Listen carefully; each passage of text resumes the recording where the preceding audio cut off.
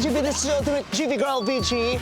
And for today's video, may makikipagharutan na naman tayo rito sa loob ng Jeep sa pagpapatuloy ng ating VG Jeep Pool Karaoke Series. So magkakantaan, maghaharutan, magchichikahan, mag-i-interviewhan tayo dito sa Jeep habang pumapasada tayo sa kahabaan ng Maynila. Okay, babaybayin natin ang Maynila at lalanghapin ang pinakapuro at pinakamalinis na hangin dito sa kahabaan ng Maynila. Okay? At para mas masaya, syempre, kailangan may magaling tayo ng mga awit para happy ang chikahan at budyokehan dito. Kaya naman, kasama natin si Eric Santos! Diba? Kasama natin ang King of Pop, huwag kayong lolo-koloko. So, bonggang awitan ang magaganap for today's video. Nakapag-vocalize ka ba? Ano lang, parang ganun lang. Ah, ganun lang. Kailangan talasikan lang ng laway, yung ganun. Halika, isasakay kita dito sa V-Jeep. Welcome to V-Jeep. Halika, dali. Bakit ka na dyan? Okay, paandarin mo na to. Magkita kami dun sa kabilang venue. Siya lang pala yung nag-jeep. Kailan ko rin nag-jeep? Tagal na. Tagal na, parang estudyante pa ako. Nag-aaral ka nag-jeep ka talaga. Going to ano ba school Jeep, dati? LRT, tricycle. Ano ba school mo ng college? Central Escolar University. Ah, si iyo ko pala. Kala ko iyak ka. No, nag-iyak lang ako nung nag-try ako mag-shift ng nursing from dentistry. Ah, dentistry ka ng CEO, Opo. tapos nag-nursing ka ng EAC. Na-hold up ka na? Oo, na-hold Ah, up talaga? na ako. Hold up o snatch? Hold up. Saan?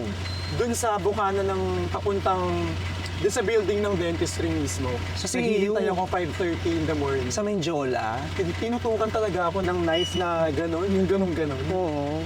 So syempre, binigay ko Hapon? na lahat. Umaga, 5:30. Binigay mo lahat. Binigay. Pati underwear niya, ginano niya talaga yung underwear niya. Yung relos ko, yung perang baon ko noon, Oo. yung cellphone ko na 3310 pa yata, 3330. So lahat yung binigay ko. Sa nangatog ako. Pero hindi sa jeep, sa kalsada. Kalsada. Ako sa jeep dati, nakahablutan ako ng kumintas, nakahablutan ako ng ng bull cap. Puso dati yung sombrero, yung baseball ako cap. ano na rin ako nun eh. Parang nandyan ako, tapos biglang may tumatakbo. Tapos ginanon yung Correct. cap ko. Kaya hindi na ako nag-jeep ngayon, ano? Para ko mahablot yung buhok ko. Okay lang na all depend. Ako lang mahablotin yung buhok ko, no? Iiyak ka pa talaga.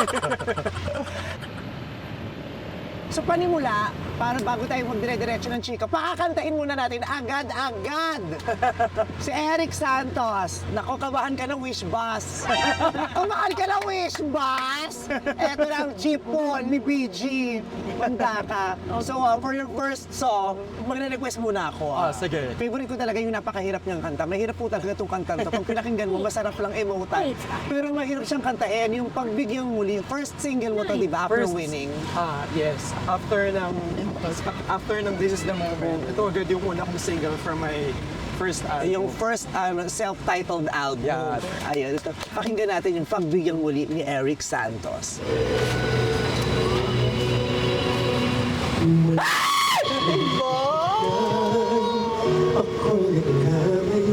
Lakasan niyo para marinig sa labas.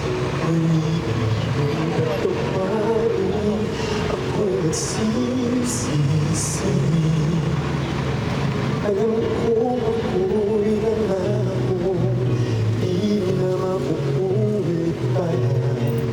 Ako'y nagkakaisip, hindi ay pagtunay mo. Sabi, ako ay niyayang akin, na kaya ay kayang limutin. Mag-iwan muli, mahalin muli,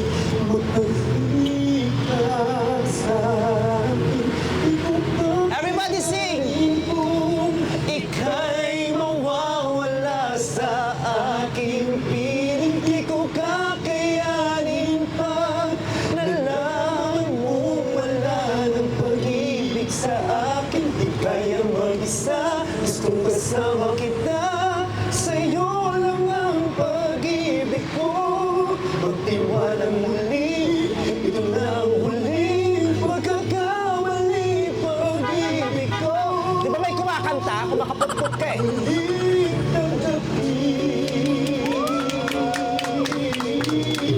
Ayun!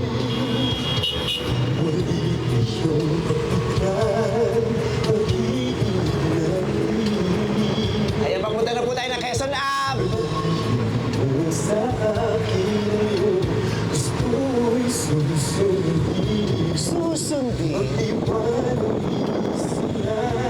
kayang maging di tapat sa'yo. Nakalimot nga ako. Yan, mataas na yan. Nangyari di ginusto. Everybody sing! Ako pa ba'y kayang iyakapin Ang init ng halik sa akin. Kaya bang ibalik tama ang bawat saglit ng sakit ngayong wala ka na. Di ko kakayanin kung ika'y mawawala sa aking piling. Di ko kakayanin pag nalaman kong wala ng pag-ibig sa akin. Di kayang mag-isa, gustong kasama kita. Sa'yo lang ang pag-ibig ko. Magtiwalang muli, ang huling pagkakamali. Pag-ibig ko, muling tanggapin, muling mahalin. Di kakayanin, ika'y mawala sa aking piling. Muling mahalin, ika'y magbalik, magtiwalang muli. Muling ibalik ang pag-ibig na dati sa akin. Pagkat di ko kakayanin kung mawawala sa aking piling. Di ko kakayanin pag nalaman kung wala pag-ibig sa akin. Di kayang mag-isa, gustong kasama kita. Sa'yo lang ang pag-ibig ko. Magtiwalang muli, ito na ang huling pagkakamali. Pag-ibig ka. Ay, kuya! Muling tanggapin. Wow! Sabi! Ay, ikaw naman. Ay, mga pala sa ito kapag gusto mo tayo mag-SB19. Yes! Masakit sa ulo yung kanta, ano mataas? Masakit talaga sa ulo yan. Sobra. Hi! Hello! Little boy! Hello po! Pagbigyang muli. Pagbigyang muli. Nasabi mo na ba yan sa totoong buhay? Pagbigyang muli. Have you ever begged for something? Nagmakaawa ka na ba para sa pag-ibig? Alam mo, may parang hindi ko pa nararanasan.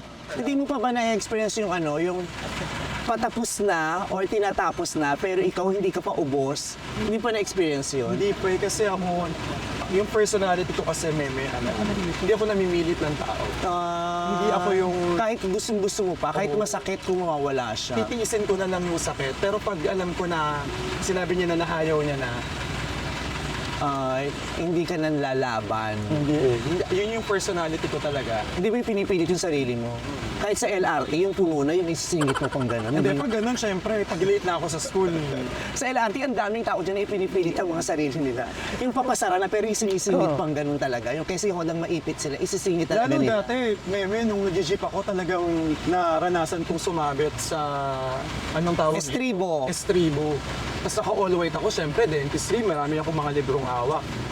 Talagang naranasan Pag ko nagmamadali ka na, many di ba, rush hour o kaya malilate ka na, kahit waluhan lang, tapos pang siyambay, pipilit mo talaga yung sarili mo doon. Maganda rin naman yung hindi ka nasanay na pinipilit mo yung sarili mo. So yung self-worth mo, na-maintain mo. Di ba? Ang sakit kaya maramdaman yung mukha kang kawawa. Siguro kasi may to be transparent, parang takot din akong ma-reject. Meron akong fear of rejection. Sakit talagang ma-reject. Sobrang sakit nun. Kaya yung iba natatakot maka-experience niyan o natatakot ma-experience ulit. Kasi yung trauma nun, grabe. Grabe yung, lalo na pag gustong-gusto mo yung tao tapos ayaw talaga sa'yo. Meron akong ganyang kwento. Hindi, kwento mo. Meron akong gustong-gusto, kaya lang engaged na siya. Oh my God! Tapos, Artista? Hindi. Private. Private. Tapos, private prosecutor. Isa po siyang private prosecutor. tapos, siyempre, sa sobrang gusto mo siya, nidari ko talaga na parang, at the back of my head, agawin. Oh. Alam mo yun? Kasi gusto ko yung tao ko, kaya lang, syempre meron na siyang mga nag-invest, matagal na sila. So, ako na yung parang nagparaya. Parang after lang, hindi ko wala nasabi sa merch, ito ako narami. Pero naging kayo ever o hindi? Hindi talaga. Nag-kiss lang kami. Ay, ang landi din naman ng babae yan. Engage siya, nakikipag-kiss pa siya sa iba. Malandi din ang pota. Kiss lang. Oo. Kung ikaw, hindi mo pinagpipilit ang sarili mo, was there ever a chance na, was there ever a moment na may tao namang ipinipilit niya yung sarili niyang pagbigyan mo siya ulit ng isa pa pero ayaw mo na? Oo, madami. Artista. Artista naman please, para juicy.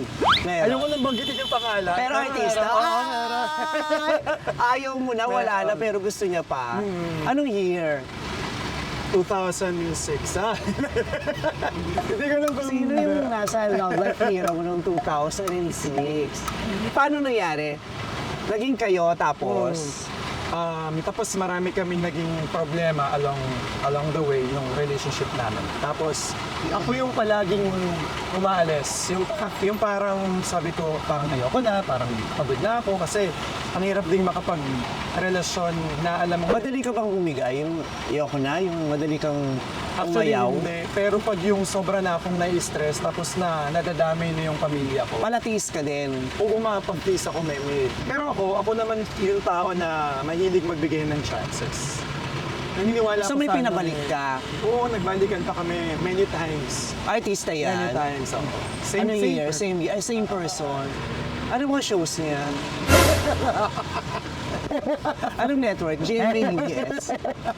Network now, All TV? Jimmy nga! Ay! GMA! Oh my God! Malaki boobs niya. Ah! Sabihin mo na, go, go, go! Dali na! Talaga. Nananahimik na yun. Pero Tsaka- hindi ka na pumayag para sa ikabubuti niyo pareho. Oo. Meron ka ba yung pagbigyan muli, yung wala na kayo pero nung nagkita kayo ulit, nag-kiss kayo ulit? Oo. Yung nag-away tapos make-up sex? Uy, masarap yun. Talaga? Oo, yung... Wow! Talaga? Hindi alam. Melvin, puro masikip. Hindi yung mag-aaway kayo ng matindi. Tapos... Oo. Mag-make... Pag nagbate, Pag nagbate, ang feeling ko ang lala, pinaka intense yun pag ganun, intense di ba? talaga. Tapos ang sarap talaga sa Oo. pakiramdam. Magaling ka. Hindi ko alam, eh. Siyempre, malalaman mo naman sa reaction ng nung partner mo. Kung maingay ba siya, kung masaya ba siya after, yung umulit pa siya. Oo, tingin ko. Kasi nung tinanong ko si Darren, kung good kisser siya, sabi niya, wala naman ako na-disappoint. Ikaw, are you a good kisser? Feeling ko. Kasi passionate ako mag-kiss eh. Pag mahal na mahal ko Nakapikit ka talaga. pag kumikiss ka. Or minsan nakapikit, minsan gusto ko nakikita yung mukha niya. Ako nakadilat. Parang Depende nakikita sa ko, kung parang swerte-swerte ko na ang gwapo nung kinikiss ko. Ang gwapo nung umahalik sa akin. Dati nung mga bata pa ako nakapikit kasi mga adik yung nakahalikan ko. Itong isang kanta mo, pang emote din to eh. Pang hugot, yung mellow, tapos may aw moment din to eh. Yung kung akin ang mundo, yun ang next request ko sa'yo. Sabayan mo ako, Meme. Makinig kayo lahat, kakanta si Eric Santos! Ayun na, kung akin ang mundo, sung by Eric Santos.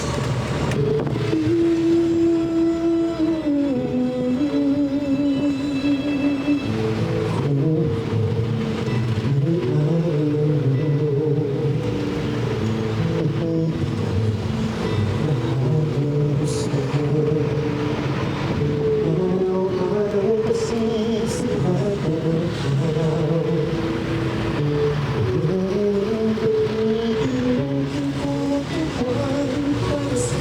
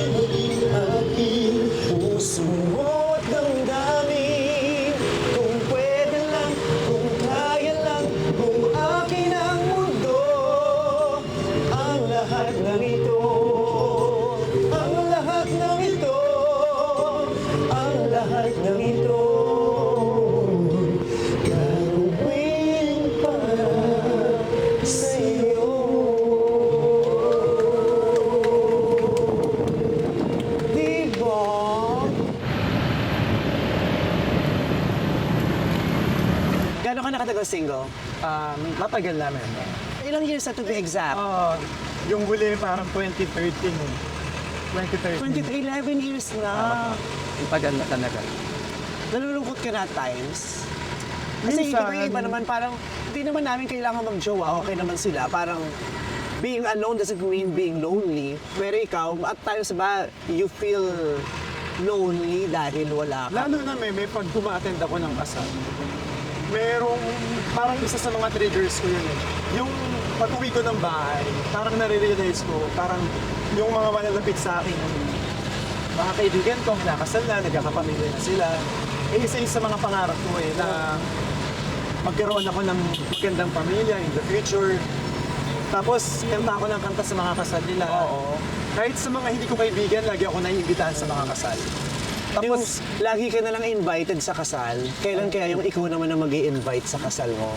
Lalo na pag naiimbitahan, kasi most of the time sa reception ako kumakanta. Kasi nandun yung pagkain eh. Hindi, tsaka Ayaw mo sa simbahan kasi mainit, di ba? At yung sa reception may laps agad, di ba? O, gwapo ito, magaling man timawa dito minsan. just you. Ayan, dyan ako na-hold up. Dyan, yung boat. Baka nandiyan dyan, pa may mga pulis tayo ka-back up ngayon. Sa kanya na. So yung loss ng parents mo, Nawalan ako ng nawala gana. yung tibok ng puso mo sa romance. Parang ganun. Parang nawalan ka ng harot sa katawan, ng kilig sa katawan, ng Elia sa katawan. Yung ganon. Kasi parang sobrang heartbreak yung inabot mo doon sa loss ng parents. Oo, sobra. Parang dumating ako sa point na nawalan ako ng purpose talaga. Parang hindi ko alam kung saan kukunin yung purpose na meron ako before nung nabubuhay sila. Lalo na kung single ka, tapos breadwinner ka. Oo. Alam mo yung anlakas nung impact ng pamilya sa'yo. Lalo na nung parents mo, parang minsan, naisip ko, sige, wala akong jowa, okay lang, nandiyan naman yung magulang ko. Nandiyan naman yung mga kapatid ko. Ngayon, parang silang nawala, parang bumagsak yung mundo ko, nawalan ako ng gana sa lahat halos ng bagay. Yung passing of your parents, nagpaano sa'yo? Nagpamanhid? In a way, he was. How hard was it to lose both of your parents magkasunod? Kasi yung mawalan ka ng isa, ng nanay o ng tatay, ang sakit. Pero yung halos magkasunod, yung hindi ka pa tapos mag-grieve dun sa isa, kumakapit ka pa nga dun sa isa na wala rin yung isang kinakapitan mo. Gaano kasakit sa ulo yun? Gaano kasakit sa dibdib yun sa'yo? Yung pain, hindi ko siya ma-explain. It's draining. Parang it's been so draining, mentally, emotionally, physically, financially, lahat. Tapos babalutin ka ng deep sadness. How close were you to with your parents? Very close. Sobrang, para kaming magbabarkada eh. Yung pamilya ko kasi masaya. Yung kaming magkakapatid, hindi kami nag-aaway. Lumaki kaming magkakasundo talaga. Oh, pamilya nonchalant po sila. Walang OA. Harmonious sa bahay ninyo. Maharot kaming mga magkakapatid. Sino unang nawala? Si nanay. Ano yun eh, parang gitna ng pandemya. May karamdaman ba siya na alam mong papunta doon eventually or mabilis ba yung mga pangyayari? Oo, ang bilis, Mimi, kasi kataasan ng Omicron nun eh. Tapos walang tigil yung yung biga. COVID ang dahilan ng sa nanay. Cancer. Lung cancer, pareho Kaya lang kasi yung mataas yung sila yung comorbidity. yung parang mataas yung risk nila. Oo. Ang hirap nun, Meme, kasi ako kasi yung nagtatrabaho for everyone. Tapos, ako yung nagdadala sa nanay ko, nagbabantay sa ospital. Pag kailangan ko magtrabaho, nahihirapan kami maghanap ng karinyebo. Oo. Ano ko rin sinabi niya sa'yo? Ang pinakamasakit, Meme, yung kailangan daw pumunta ng US dahil sa tour namin na ni na Christian tsaka ni Morissette. Yun yung time na critical na yung kalagayan ng Condition nanay niya. ko. Hindi na siya masyado nakakapagsalita. Parang nung time na paalis na ako, doon ako natulog sa ospital. Doon na rin ako naligo, doon ako nanggaling papuntang airport. Sabi ko sa kanya, pagkadating ko, 2 weeks lang ako mawawala, ako na yung magbabantay sa'yo. So hindi na ako tumanggap ng trabaho talaga. So noong time na yung kahit hindi niya mataas yung kamay niya, niyakap niya ako. Tapos ang hirap ang hirap lang kasi parang yun yung pinakamasakit na pagpapaalam ko dahil hindi ko alam kung may dadatnan pa ako. Papaalam ka na aalis ka muna. Aalis muna ako. Ang hirap lang. Yung tatay mo, nakausap mo rin siya ng maayos. Oo, Nakapagpaalam kasi ka. after mawala nung nanay ko, ilang months after nung pagkamatay ni nanay, pinasyan ko talaga siya. Nag-Europe tour talaga kami. Kasama yung kapatid ko na nasa Ukraine. Hindi ko alam na may sakit na siya. Hindi ko alam na meron na rin siyang nararamdaman. Pero sabi ko, isa na lang yung magulang ko. Bakit hindi ko ibigay mo kung ano yung gusto niya? Kamusta ka na ngayon? Nasasanay ka na? Hindi eh. Kasi di ba sabi nila, hindi naman daw nawawala yung pain, nakakasanayan na lang. Naniniwala Nakakasanayan ako. Di ba? Hindi naman daw talaga nakaka-forward sa loss eh. Nakakasanayan na lang yung sitwasyon na wala sila. Fresh pa rin, laging fresh. Oo, bumabalik Siguro ka sa yun, doon. isa rin yun sa malalaking dahilan kung bakit hindi pa na-open yung puso mo for romance. Kasi di ba sabi nila, parang hindi daw mangyayari yun kung hindi mo pakiramdam na buo ka. Kasi malaking bahagi ng pagkatao mo, ng sarili mo, ng puso mo, ng isip mo, yung pamilyang nawala eh. Di ba? Kaya since durog ka pa hanggang ngayon, may sugat pa, hindi pa siya buo. Kaya siguro hindi pa din handa yung puso for romance.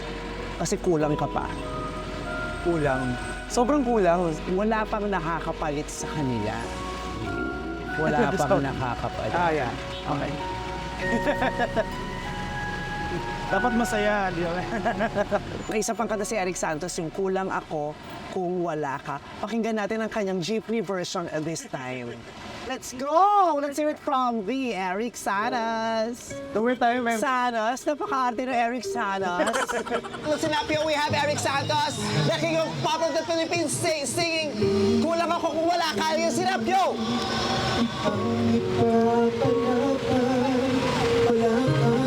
Hindi mo kayang sumabit sa istribo habang kumakanta. Kaya ko yan. Sige.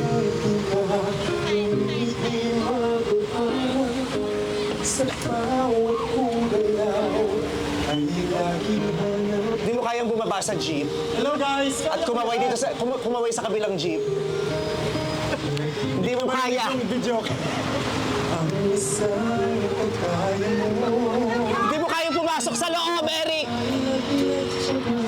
sa isang katulad ko. Bakit nga ba di umalang Lapa, no? ang halaga? Nagsisisi yung wala ka na. Everybody sing! Everybody! Kulang ako kung wala ka. Thank you, guys.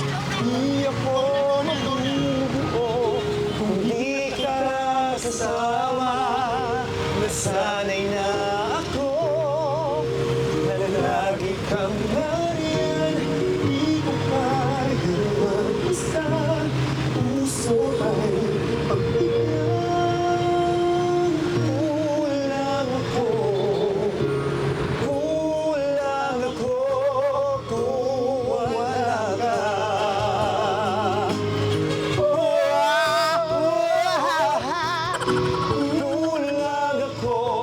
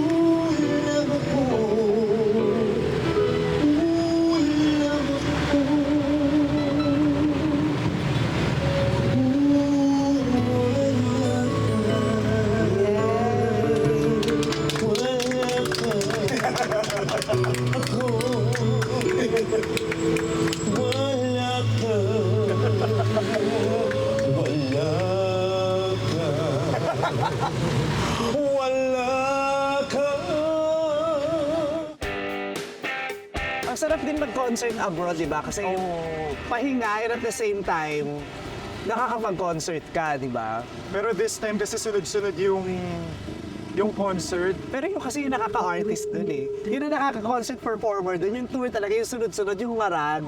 Yung sunod-sunod na dates sa iba't ibang venues. Magsa-start yung tour mo on.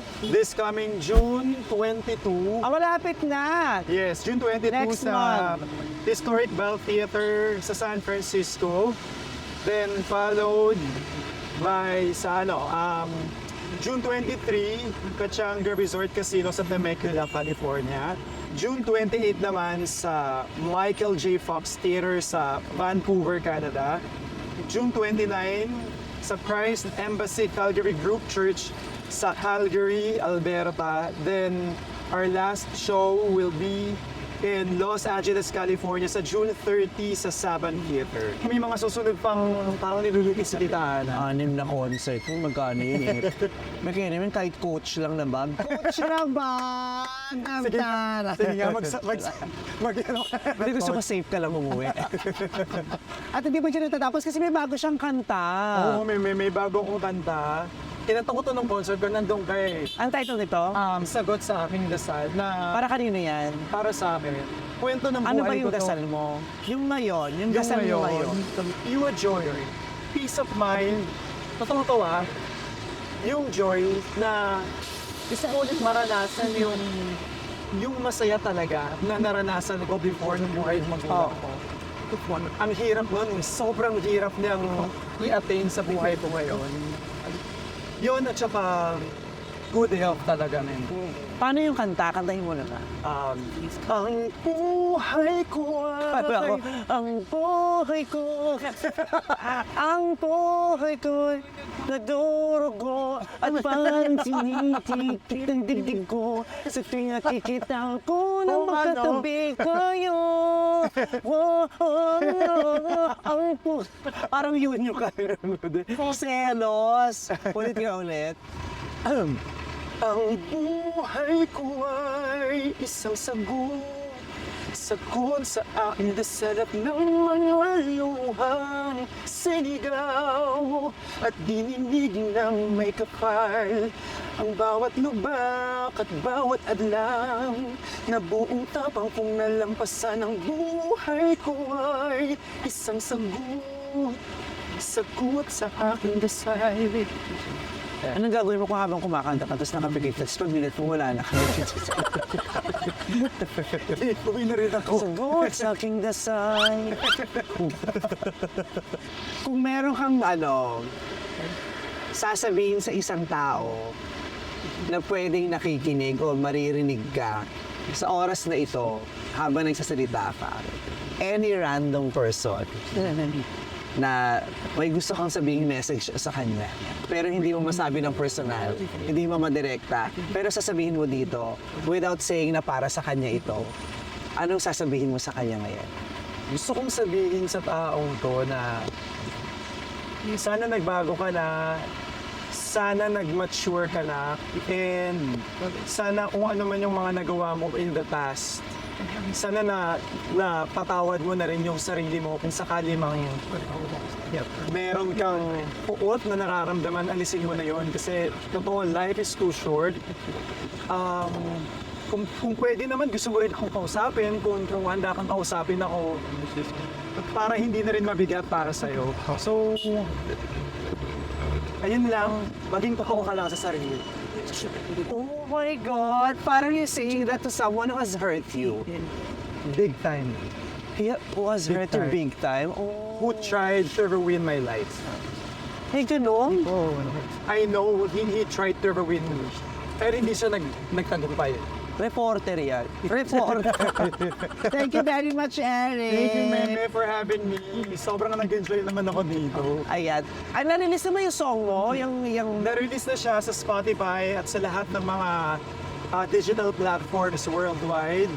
Ito po ay kinumpose ni Ian Cosentino, Sagot sa aking dasal. So, pwede din yun na po siya i-scream. Then, soon, mapapanood yun na po yung music video ng kanta. At yung US and Canada tour ko po, kasama ko dyan si Stel ng SB19. So, Yes. masaya yan, Puntahan guys. nyo. Masaya. Puntahan nyo si Eric sa mga concert niya. Yes. Kasi after na concert ni Eric, matapos ng ilang buwan, baka ako nang Ikaw pumunta sa naman. Amerika. Oo Yes. nga. Same producer kami. Yes. Yes. Ate Ana, thank you very much. I love you. Love you, Nene. Kulang ako. Kulang ako. Kulang ka. Ganon! Yehey! So ayun guys, sana na-enjoy niyo ang bonding namin dito ni Eric Santos sa VG, dito sa aming Jeep Pool Karaoke Series. At sana sumakay pa kayo ulit sa amin sa susunod naming edisyon dahil GV lang kami lagi. I love you guys!